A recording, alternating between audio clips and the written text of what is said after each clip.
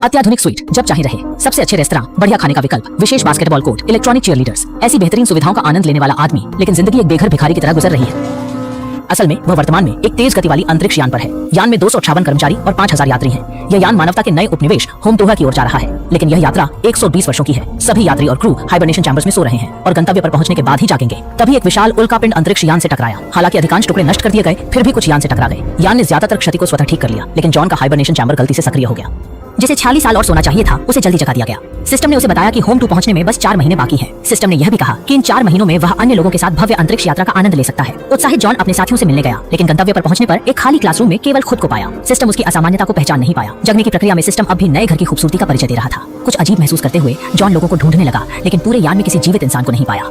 यान के कंप्यूटर से पूछने पर जॉन को समझ आया कि गंतव्य पर पहुंचने में अभी 79 साल और लगेंगे। उसने तुरंत पृथ्वी को मदद का संदेश भेजा, लेकिन पता चला संदेश को पहुंचने में 19 साल लगेंगे और प्रतिक्रिया कम से कम 55 साल बाद ही आएगी। निराशा के समय जॉन ने बार में किसी की परछाई देखी। पास जाकर पाया वह एक रोबोट बारमैन है। हालांकि निराश, पर कम से कम बात करने के लिए कोई तो था। जॉन ने खुद को फिर से हाइबरनेट करने की कोशिश करनी नहीं छोड़ी, पर यह अपेक्षा से काफी कठिन निकला। हाइबरनेशन चैम्बर में घुटने से मरते मरते बचने के बाद वह चालक दल के क्षेत्र में प्रवेश करने के नए उपाय खोजने लगा। 240 सोते हुए क्रू मेंबर्स के बीच उसने हाइबरनेटिंग का समाधान खोजने का प्रयास किया, लेकिन पर्याप्त अधिकारों की कमी और निरंतर असफलताओं के बाद उसने हकीकत से समझौता कर लिया। उसे यह समझ आया कि उसे शायद इस यान में अकेले ही अपनी पूरी जिंदगी बितानी पड़ेगी। इसी दौरान रोबोट बारमैन ने उससे कहा, जो नहीं बदला जा सकता उसे छोड़कर बाकी का आनंद लो। प्रेरणा लेते हुए जॉन ने यान को काबू में करने का एक नया तरीका खोज निकाला, लेकिन खुद का आनंद लेते हुए 1 साल बीतने के बाद अकेलापन फिर से हावी होने लगा। सोते हुए लोगों को देखकर जॉन अंततः टूट गया। उसी समय उसकी नजर एक स्पेस सूट पर पड़ी। उसने उसे पहनकर यान के बाहर कदम रखा और अनंत तारों से भरे ब्रह्मांड को देख उसका दिल बहुत गहराई तक हिल गया। वह तुरंत अंतरिक्ष में कूद पड़ा। फिर उसे जीवन का नया अर्थ महसूस हुआ। लेकिन इस अद्भुत अनुभव के बाद अकेलापन और गहराई से उसे घेरे लगा। स्पेस सूट उतारने के बाद उसने अचानक मुड़कर यान के एयर लॉक की ओर चलना शुरू कर दिया। जब वह दरवाजा खोलने ही वाला था, तो मृत्यु का डर उसके दिल में उमड़ पड़ा। अंततः डर ने उसके इरादे पर विजय पा ली। लड़खड़ाते हुए वह पीछे हटने लगा। जिम ने किसी सुंदर महिला का स्लीपिंग पॉड देखा और उसकी जानकारी पर नजर डाली। उसका नाम ऑरोरा रेना था और वह लेखन करती थी। रेना के परिचय वीडियो को देखते हुए जिम ने अलग तरह की संभावित जिंदगी की झलक पाई। रेना के लेखों को पढ़ते और उसके पास वक्त बिताते हुए वह अनजाने ही नैतिक दुविधा में डूब गया। जिम हर दिन आर्थर से इसके बारे में चर्चा करता और जितना अधिक रेना के बारे में सोचता, उतना ही उलझन में जा फंसता। उसे पता था कि रेना को जगाने से उसकी अकेली जिंदगी बदल सकती थी, लेकिन यह फैसला रेना के लिए भी जीवन को मोड़ देता। जैसे ही उसने पहली बार रेना को देखा, पेंडोरा का बॉक्स खुल चुका था। चाहे कितना भी संघर्ष करे, यह सत्य बदल नहीं सकता।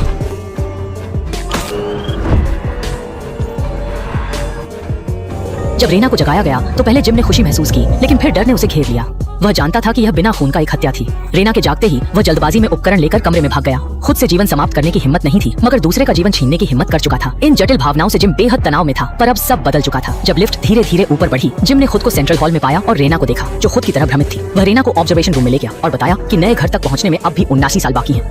एक अज्ञात खराबी के कारण दोनों पहले ही जाग गए थे और यह सच्चाई रेना के लिए स्वीकार्य नहीं थी। वह जिम जैसा ही कंट्रोल रूम के दरवाजे खोलने का प्रयास करती और जवाब न मिलने पर स्लीपिंग पॉड्स का समाधान ढूंढने लौटती। जब जिम ने अपनी 1 साल से ज्यादा की नाकाम कोशिशें साझा की, तो रेना टूट सी गई। इसे देखते हुए जिम समझ गया कि उसे यह सब स्वीकारने के लिए समय चाहिए। लंबी यात्रा में वक्त तो भरपूर था। अपने कमरे में लौटने के बाद जिम ने आर्थर से मुलाकात की और उसे सच छिपाने के लिए समझाया। उसने तय किया कि किसी भी हालत में रेना सच्चाई न जान पाए। समय के साथ जिम के साथ रहते हुए रेना ने धीरे धीरे जहाज के जीवन से तालमेल बिठाना शुरू किया। वे डांसिंग मशीन पर गेम खेलते, आर्थर के बारे में गपशप करते, बास्केटबॉल देखते और फिल्में देखते। सब कुछ वैसे ही हो रहा था जैसे जिम ने सोचा था। एक दिन जिम ने अपने बनाए हुए रोबोट का इस्तेमाल करके रेना को डेट पर बुलाया। रेना ने खुशी खुशी स्वीकार कर लिया। जिम ने उत्साह के साथ अपना सबसे अच्छा सूट पहना और रेना से मिलने गया। उन्होंने पहले आर्थर के बार में एक ड्रिंक का आनंद लिया। उसके बाद एक शानदार डिनर किया। फिर जिम ने रेना को स्पेस सूट पहनने में मदद की और उसे जहाज के बाहर के अद्भुत दृश्य दिखाए। इस खास पल में जिम बेहद भावुक था कि आखिरकार वह अपनी प्रिय के साथ मिल्की वे की अनोखी सुंदरता का आनंद ले रहा था। रेना खुद को भाग्यशाली मान रही थी कि इस विशाल ब्रह्मांड में जिम उसके साथ था। उस रात जिम का सपना पूरा हुआ और रेना के अंदर फिर से नई उम्मीद जगी। आने वाले दिनों में खुशियों में डूबे जिम ने अपनी पुरानी गलतियों को लगभग भुला दिया। उसने पौधों की लैब का पता लगाया और जब उसने वहाँ फूलों को खिलते देखा, तो रेना को एहसास हुआ जैसे वह पृथ्वी जैसी जगह पर थी। रोमांस शायद इससे कम ही है। जिस वक्त स्पेसशिप ने गुरुत्वाकर्षण इंजेक्शन के लिए आर्कट्यूरस की कक्षा लांघी, केवल जिम और रेन ने मनमोहक दृश्य को देखा। आर्कट्यूरस की रोशनी उनके प्यार और मानव स्वभाव की नाजुकता को उजागर करती है। बार में लौटने पर रेन ने उत्साह से आर्थर से बताया कि वह और जिम पहले ही करीब हो चुके हैं और उनसे कुछ भी छुपा हुआ नहीं है। लेकिन रोबोट आर्थर इसे गलत समझ बैठा। जब जिम सगाई की अंगूठी खरीदने बाथरूम में गया हुआ था, आर्थर ने एक चौंकाने वाली सच्चाई उजागर की और जिम को उसे स्वीकारते सुना। बाकी लोगों ने केवल 5 गड़गड़ाहट का एहसास किया और सोच में पड़ गए कि क्या इस पूरे अनुभव को सच माने। इस स्थिति का सामना करते हुए जिम चुप हो गया और देखा कि रेन अत्यधिक क्रोध और निराशा में अपने कमरे में वापस जा रही है। उनके उन्मादी रुदन ब्रह्मांड में उनकी शादी के स्वर उठाने में सक्षम नहीं थे, लेकिन यह दोनों के बीच सुंदरता को तोड़ने के लिए पर्याप्त था। उस शाम गुस्से से भरी रेन ने जिम के कमरे में जाकर उस आदमी पर हमला किया जिसने उसकी जिंदगी बर्बाद कर दी। जैसे ही उसने स्टील पाइप उठाया, वह पूरी तरह क्रूर बनने में विफल रही। शायद अपने बचे हुए विवेक या अकेलेपन का सामना करने के डर से उसने अपना हथियार आखिरकार नीचे रख दिया। रेन का दिल जीतने के लिए जिम ने रेडियो पर बताया कि वह उससे कितना प्रेम करता है, लेकिन रेन के दृष्टिकोण से ये भावनाएं केवल खोखले बहाने ही प्रतीत होती थी। एक दिन ऐसा आया जब सब कुछ बदल गया। अंतरिक्ष यान के खराब होते सिस्टम की वजह से कई मशीनें अस्थिर हो गईं और कप्तान नींद से जाग गया। लंबी विफलताओं ने निष्क्रिय केबिन में कप्तान को एक बड़ा खतरा पैदा कर दिया। जांच में पता चला कि शरीर में 616 बीमारियां थी और जीवन का बस 2 घंटे ही समय बचा था। कप्तान ने एडम को सर्वोच्च प्राधिकरण कंगन सौंप दिया और उनसे यान की मरम्मत व 5000 लोगों की सुरक्षा सुनिश्चित करने की विनती की। यह कहते ही कप्तान ने हमेशा के लिए आंखें बंद कर ली। इस कठिन स्थिति का सामना करते हुए आदम और हव्वा को अपने व्यक्तिगत मुद्दे एक तरफ रखने पड़े और वे जल्द ही समस्या का पता लगा सके। मालूम हुआ कि एक उल्कापिंड ने पतवार को भेद दिया, जिससे परमाणु प्रतिक्रिया नियंत्रक टूट गया और रिएक्टर का उच्च तापमान संयम नहीं जुटा सका। एडम ने इसे नई चिप नियंत्रक से बदलकर मरम्मत पूरी कर दी, लेकिन निकास समस्या बनी रही और निकास वाल्व को बाहरी तौर पर मैनुअल रूप से खोलना पड़ा। एडम ने स्पेस सूट पहना और हीट शील्ड साथ लिया। वह यान के बाहर निकास चैनल तक पहुंचा। उसने निकास वाल्व को खोला, लेकिन जैसे ही वह दूर गया वह फिर से बंद हो गया। अब क्या करें? रिएक्टर का तापमान बढ़ता ही जा रहा था और कभी भी विस्फोट कर सकता था। एडम ने फैसला कर लिया।